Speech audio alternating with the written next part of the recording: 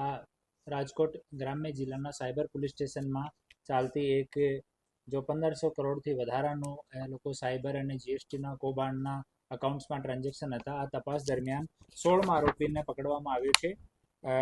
આમાં અમારા cyber police સ્ટેશનના પીઆઈ રવિ ગૌતમ સાહેબ અને પીએસઆઈ એન કામળિયા સાહેબ આ કેસમાં મહેનત કરીને મનીષ ખોડીદાસ ચોલેરા આ મૂળ અમરેલીનો રહેવાસી છે. એના અકાઉન્ટમાં આશરે 80 કરોડનું ટ્રાન્ઝેક્શન થયેલો છે અને 7 જેટલા અકાઉન્ટ છે એના યુઝ થયા છે. અને એની પાસે શિવ કોર્પોરેશન નામની પેઢી, હનુમંત ટ્રેડિંગ નામની પેઢી, Vraj enterprises, Sankalp traders, quality agri, Shri Vallabh traders, Radha Raman enterprises એટલી પેઢીઓએ 7 પેઢીઓએ બનાવી હતી અને એનો આ કૌભાંડમાં એ લોકો યુઝ કર્યો હતો. હાલ સુધીમાં ટોટલ 46 જેટલા બેંક એકાઉન્ટની તપાસ આમાં ચાલી રહી છે. અમે લોકો નામદાર સરકારને રિક્વેસ્ટ કરીને આમાં સીએની નિમણૂક સીઆઈડી ક્રાઇમ મારફતે થઈ છે અને હાલ અહીંયા એક સીએ જો છે એ આ તમામ અકાઉન્ટ્સની ચકાસણી કરી રહ્યા છીએ. આમાંથી 250 જેટલા ટ્રાન્ઝેક્શન જો છે એના અમે ફર્ધર ડિટેલ માંગ્યા છે જે બેંક તરફથી આવવામાં બાકી છે. આ 16 આરોપીઓમાંથી તમામ આરોપીઓ જે છે જ્યુડિશિયલ કસ્ટડીમાં છે. હાલ કોઈને પણ બેલ મળી નથી અને આ કેસની તપાસ હાલ ચાલુ છે.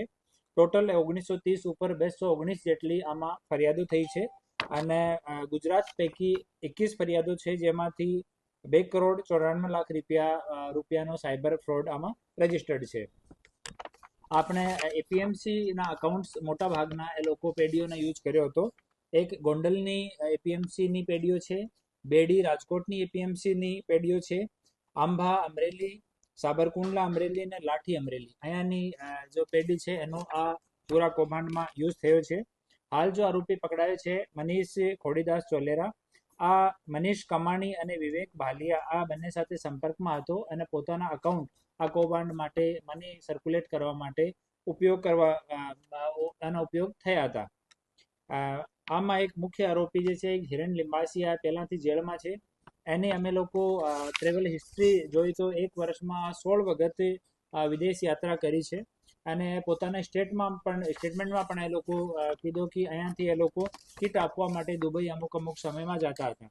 તો આની અમે ફરીથી કસ્ટડી માંગવા માટે નામદાર કોર્ટમાં રિક્વેસ્ટ કરી છે અને 1-2 આરોપી એમાં ઓર બાકી છે જેની તપાસ હાલ અમારી ટીમ કરી રહી છે અને સીએનો ફાઇનલ રિપોર્ટ આવ્યા પછી કન્ફર્મ આંકડો જો કેટલો રૂપિયાનો કૌભાંડ છે એની ખબર પડશે.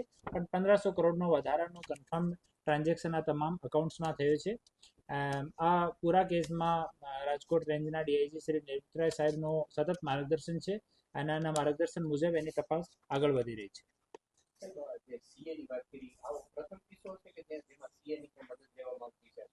નહીં, અમુક કિસ્સાઓમાં જ્યારે પણ થોડો કોમ્પ્લિકેટેડ ટ્રાન્ઝેક્શન્સ હોય ત્યારે એક આપનું પરિપત્ર છે સરકારશ્રીનું જે મુજબ આપણે રિક્વેસ્ટ કરી શકીએ કોઈ પણ જિલ્લામાંથી તો સીએની ફાળવણી થઈ જાય છે.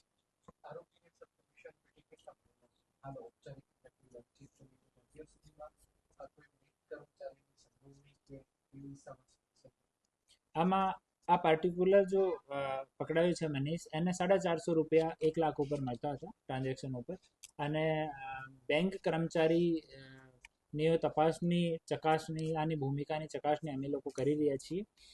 અમુક સ્ટેટમેન્ટ્સમાં અમુક વસ્તુઓ સામે આવી છે એની તપાસ હાલ ચાલુ છે. એક વખત આની તપાસ કન્ક્લુડ થઈ જાય એના પછી આપણે આની ઇન્ફોર્મેશન આપવામાં